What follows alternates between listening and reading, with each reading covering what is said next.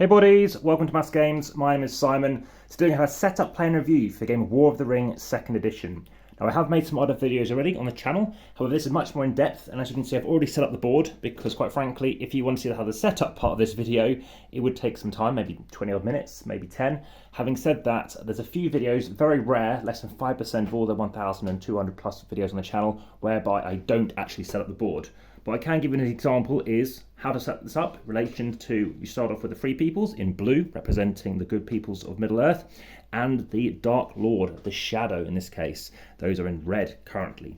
So you can paint it, but just to let you know, blue and red, that's what we're playing with. And in this particular game, you're going to be setting up the elves. You're going to be setting up various other characters of Middle Earth, such as the North folk. You've also got Gondor down here. You've got the dwarves up in the mines, etc. So various people plus Rohan that you're laying out. As for the baddies, you've got Isengard, you've got Mordor, and the Eastlings and the Southerlings down here. Now up by the top, I've got various people. I've got the dwarves over here, elves, then Gondor, basically in alphabetical order, then the North folk, and then Rohan. Over here we've got Isengard, Mordor, and the Eastlings, Southerlings, Eastlings.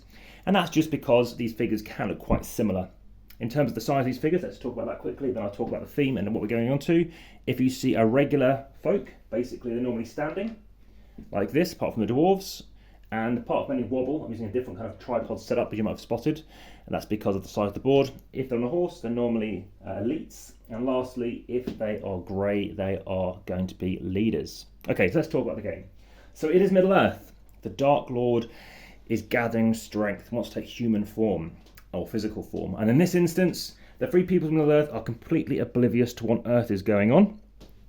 But the ring bearer has been discovered and has found this ring, and in this case wants to destroy it, wants to cast it off. So they are going to be starting over in Rivendell. So what we need to do is take respective folk relating to those people and place it on the Rivendell space.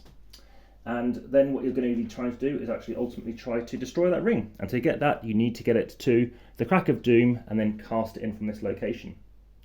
So what is there to be aware of? Well, we need to consider actually who is going on in the board and what it is that they can be doing. So we have the free folk. So someone's going to play blue, someone's going to play red, someone's going to play the Free Peoples, someone's going to be playing the Shadow. You can play this as a 2. I have played it with more than 2. I recommend it as a 2. I just feel that you're having to work with somebody else to work on it, and that's fine. But I just feel that it doesn't have that need that you need to worry about. So in this game, there are 2 ways to win. If you are the Free Peoples, again blue, what you're looking to do is either get a victory, to get 4 victory points down here, 4 strongholds or other kind of settlements that you can take from the opponent. The opponent though can only win if they reach 10. That's one way that you can either win based on the victory of conquering areas. Military track you might want to call it. As for the Free Peoples, one other way is to cast the ring into, again, the Crack of Doom. So that's the second way. The second way for the Shadow to win is to get their corruption up to 12. So if you can really corrupt down these folk, then you can take them back. We have various companions in this game that's going to help the ring bearers. Over here, we happen to have one of the Pippin and Merry folk. And there we go, there's the other one here. We have got Gimli the dwarf. And if you want to see more detail, I do have other videos, just a bit more detail on there. We've got Gandalf here. There we have Boromir. We have got Legolas. We have got Gollum, who might come out if all the other companions leave. And there we have the ring bearers. So right now they are over in Rivendell. And lastly, we have got Aragorn. Sorry, we have Strider. So what happens? Well, it's a lot more straightforward than you might think it is for a 48-page rulebook because a lot of those pages do have illustrations. You're going to be rolling dice. These are action dice, literally because you are determining your action based on what you roll. So on your first turn, both players are going to take a card each. So you take an event card, you're going to look at them and see what they do. In this case, you can change an unused Free People's character action die to something else, such as Will of the West, which basically gives you anything you want to do. And over here we've got, you can recruit one Rohan unit. So those are a couple of things, but let's talk about those later. I've rolled some dice. So what have I rolled? And it's actually very straightforward because straight away, as I tend to find, is you can do something based on whatever you've been given. So what do we have here? We have character action dice. So what these let you do, it can let you move the free folk. So you can move yourself, maybe the ring bearers. And presently we are currently hidden, just to let you know. So currently hidden, and that can get revealed. So we can move, that's something we can do. We can also bring out a character, that's another thing we can do. We've also got those character cards, if you remember. So they do have different symbology on the back. You have a hand limit of 6. If you do have more than 6 in the round, at the end of the round, you discard down. So you could play this one to change any unused free people's character action die result into Will of the West result. So you want to do that. And if the Fellowship is in Lorien, and Lorien's in Unconquered, also heal 1 corruption point. So of course, no corruption, don't have to worry about that. Also we have that Palantir. So Palantir, however you want to pronounce it. And what that lets you do is, just like in the actual book, you can, in this instance, just reveal and of course see the future. So we can see the future up here because it's a Palantir. So this lets us determine the future by playing an event card. So the final action is Will of the West. Basically it's a anything you like. Equally though, you do need this value if you want to bring out Strider into Aragorn if he's on the board, or in the case of Gandalf, from Gandalf the Grey to Gandalf the White. So again, I've got some lighting out here because I tend to play it with a light behind me representing where the shadow is. Also these 2 extra lights to bring it to life when we haven't got as much daylight. So what can we do? Well, first off, let us move the ring bearer. So let's move the ring bearers. Now, before we do any of that, we do have the shadow player. Now they have more dice. They start off with 7. They can go up to 10. They can bring out 3 other characters out. We have Sauron, we have the Mouth of Sauron, and we have the Witch King. So they could bring out an extra die each. Over here we have got Aragorn and we have Gandalf the White. They can also bring an extra character die out. So we've got some dice rolled. Now depending on what they roll, they can always chuck a die into here, which is to do with hunting for the ring. So let's talk about that. So let's say we've got this action. We want to move the free folk of Middle-earth. You cannot cross a black line. Anywhere there's a black line, you cannot cross. So they're going to move down for 1. But just to let you know, the opponent cannot see where you are. So I've moved down basically for a position of 1. But I could be anywhere currently. So you move this along 1 position. We've got 1 die over here. I'm committing 1 die, which means the shadow player have to hit on a 6. I'll talk more about that. There are dice that come with the game, but I've never used them. I've got other dice from other games, such as Roll for Adventure. So in this case, I recommend getting other dice in case you've got red, you've got blue. So check out my video for Roll for Adventure. You're rolling 1 die. Why? Because you only have 1 die here. But before we move on to that, you're also going to have the shadow player roll dice. If they rolled an eye, I think it's a 2 in 6 chance of rolling an eye, so 1 in 3, then you must commit that as well. So I think it's 1 in 6. So currently they're rolling 1 die. Let's just roll 1 die. It isn't a 6. If it was a 6, you draw a hunt tile. So let's talk about that. If it was successful, we reveal it. In this case, we have an eye. So basically it's the amount of hunt successes you get, so in this case 6, and it can equal damage to corruption. So you get 2 6s with an eye, let's say, then you're moving 2 on the corruption, which is obviously very good, because 12 and you win. Also, they're going to be revealed, which resets this as well, so it stops them from moving. That's how hunt tiles work. They will stay out of play until the crack of doom, where everything goes back in. So currently, we don't have to worry about it. They're not moving. Now, it's their turn, and if they want to, they're going to play whatever they want. So they might play a Palantir to play one of their cards, and that's my turn. Again, I could pass because I've got more dice left than they do. But right now, let's try it again, just to show you another character action. Move up again, a second space. Now they hit on a 5 or a 6. So as you can see, each time they do it, it gets harder. And unfortunately, that landed on the floor. It did actually roll a 6, but let's try it again. So it rolled a 1, so again, we're fine. Now it's back to their turn, and they can pick something to do. And this is where the actions are quite similar, because we do have some similar actions going on here. Let me show you an example. So we have mustering actions and we have army actions. So what are mustering actions? Basically think of mustering as growing. You're looking to get more troops. You get more troops onto the board. Here are your troops. They are limited to a degree in the sense that once they're out on the board, you can't get more of them. But if you're the red player, the shadow player, if they're eliminated, they can come back. So basically they're going to come back here. Whereas over here, if you represent the free peoples, once they're gone, I leave them off to the left-hand side because they cannot come back into the game. And I've seen games whereby Gondor has been eradicated, or I cannot downgrade a troop or upgrade someone because I haven't got any elite units left, which we'll come back to. So in this instance, you can grow or you can move. So what does an army move look like? If it happens to have a banner symbol, so a banner symbol for red, or in this case, it's going to be a 1 in 6, and you can choose to either move or muster. So, mustering, how do you muster as the free peoples? Well, we're not at war, nor necessarily is Sauron. So over here, we have got 3 symbols representing the Easterlings, we've got Isengard, the White Hand of Isengard, and we've got Sauron.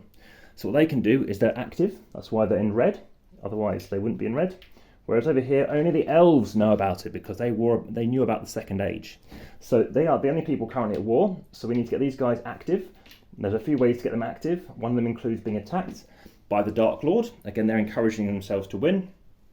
Another way to be active is to have someone in the fellowship, or a companion perhaps even, move to one of their locations to alert them to the war. As you see, very thematic. So what can you do as a muster action? Well, again, we're not at war currently, so I could spend a muster action to move these down what's called the political track.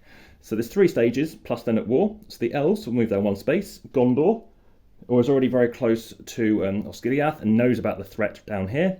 So it's very close to Mordor, it's closer to being at war. Also, it's close to obviously Sauron, so it wants to be ready earlier. So in this case, you can move one of your things down. You've always got something you can do. The army action, well, you can't use an army action yet because we're not at war, so we can't be moving troops around, we can't defend ourselves.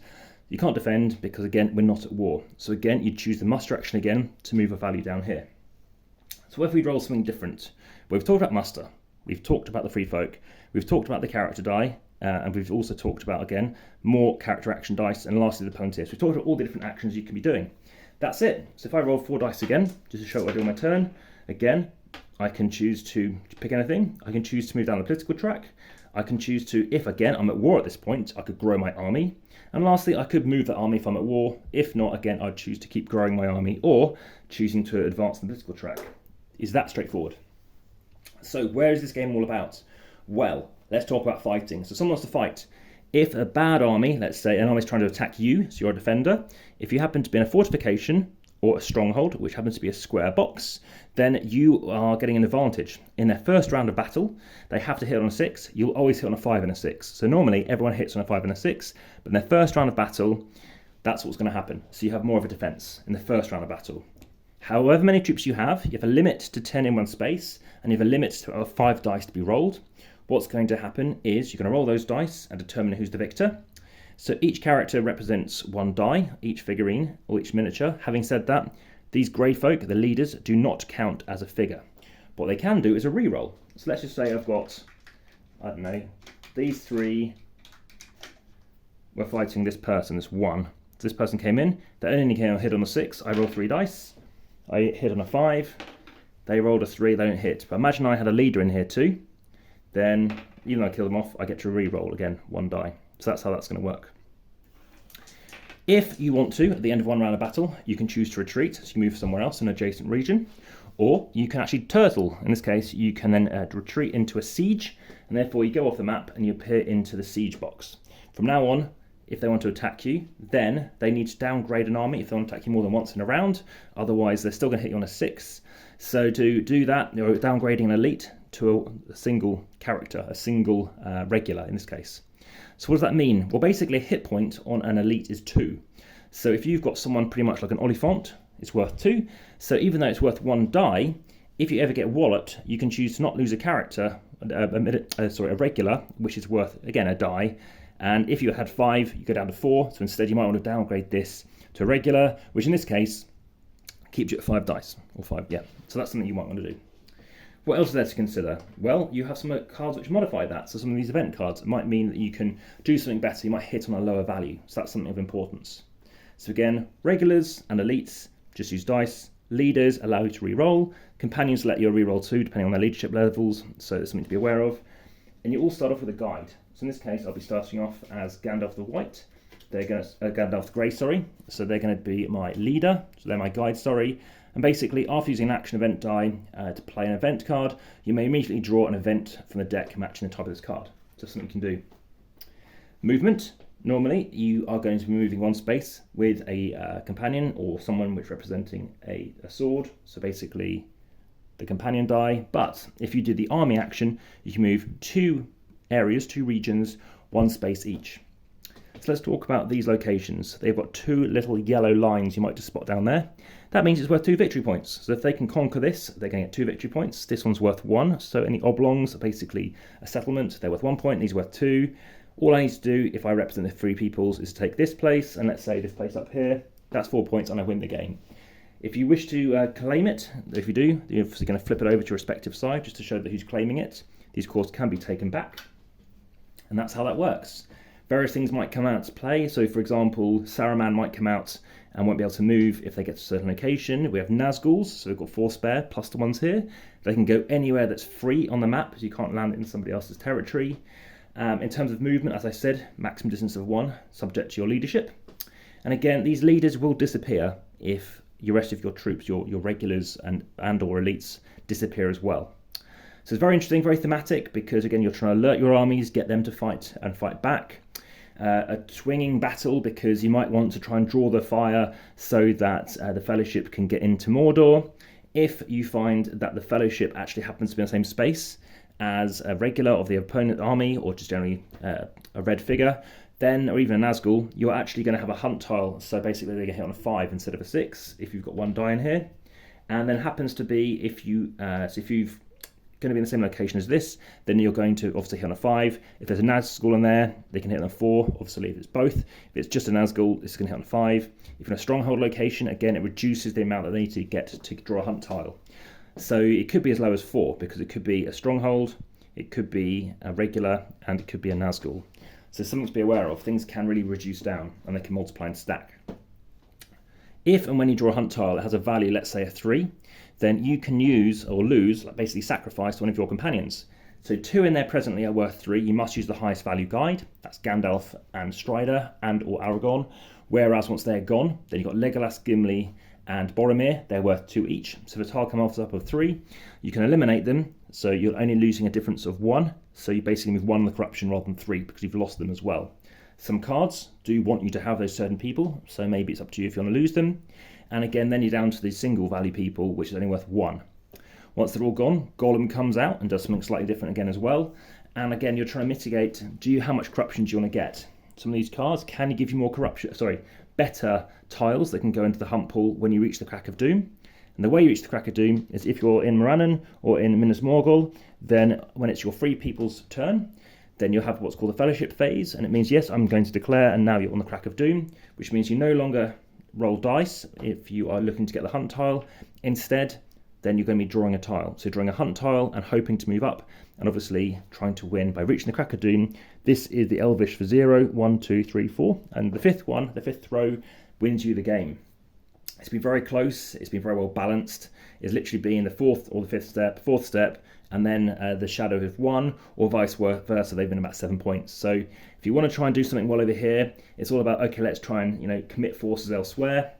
If you draw an eye tile, again, you're rolling dice equal to the amount of eyes, and again, however many successes, it's going to give you that much corruption. So you can heal corruption if you go to a stronghold. So if you reveal yourself in a stronghold, then you can gain, obviously, your some corruption back. So you lose a corruption point. Equally, you will have to reset back to 0. This is important because you can only have your companions move out from wherever the Fellowship is if you're able to obviously be hidden. Now, there are tiles which allow you to be hidden, so there are various actions which allow you to hide as yourself again, so you might want to do that, such as, of course, using that character action. So there's something to be aware of. This is pretty much a run through of how to play the game. If any comments, please let me know in the comments are best on YouTube. Aside from that, check out the description for any updates, anything I may have omitted, which I do apologise if I have done that. Been a bit of a knackering week this week, so hopefully that wasn't too jilted. Aside from that, there are occasional competitions, so please head through to Linktree. Also head through to Instagram, again via the description. There's over 2,800 posts, lots of pictures of this. Also via Facebook, please join the discussion there. And yeah, please like, share and subscribe. Hit the notification bell and we bring you more videos. One last thing, I have actually upgraded and put in some of the Lords of Middle-earth stuff in here too. So that is instead of the square tiles. And again, do apologise for the wobble. And also I've brought out the miniatures from that Lord's expansion. I do have the Warriors Middle-earth too. So we have Strider and we've got Aragorn here, and we do have Gandalf the White. So I do bring those out. The actual the rules themselves I'm not playing with. It's just to add a bit more fun with those stuff there too. Now I have found in games both the dwarves and the Northfolk haven't got involved in the battles because I didn't activate them. That's happened in multiple back-to-back games. The gameplay isn't too long. I've played it including after a teach for the new player in only like 90 minutes. These tiles might come into play potentially, so you're looking to reveal one and they might get eliminated. And yeah, lots of different things to do, lots of different ways. I've had the ring bearers go this way, I've had them go this way, I've gone through Moria, so lots of different ways of going about it. So obviously very thematic to go through Moria. I've gone via the north of Morannon, I've gone via Minas Morgul, I've come here to re-heal. So I might actually want to shore up my defences to make sure we still own this place so that I can heal up, to a decent amount of, lacking corruption. And lastly, these rings. So these rings let you do a reroll. If you're not happy with the roll, you can chuck them out. Then, of course, they're going to flip over. They're going to go to the shadow, and as and when they're used up, they're going to disappear from gameplay. That is it. Like I said, all these locations do actually make sense. So you do have settlements, you have fortifications, you have cities, and you've got strongholds. So lots to play with. If you have too much of an army, you can put them on here. I said if you have more than 10 units, you're actually going to lose them, so you're not even going to use them. And like I said, you do get all your characters back if you're playing as the shadow. Over here, you'll not. That's a run through. It has taken over 20 minutes, but I think that's a pretty good understanding of how you can play the game. Various places might come into play, Fangorn and stuff like that. Yeah, I like the way certain locations are. I think the sizes are really good. Obviously, very good quality. I love the pieces of the boards. Obviously, we know about the dice. And yeah, I've very much enjoyed playing this. I've actually enjoyed it more and more the more I've played it. And again, it's quite asymmetric in the sense you only have 4 dice compared to 7. Different event cards. Once you've used up all your event cards, they will go. You can't use them again. Having said that, if you have to discard a card for any reason, such as hand limit, then put them to one side, because once you've accumulated a discard pile, once you've gone through them all, you can shuffle them up and play with them again. That's discards, not eliminated and used cards. But I have not gone through the entire deck yet.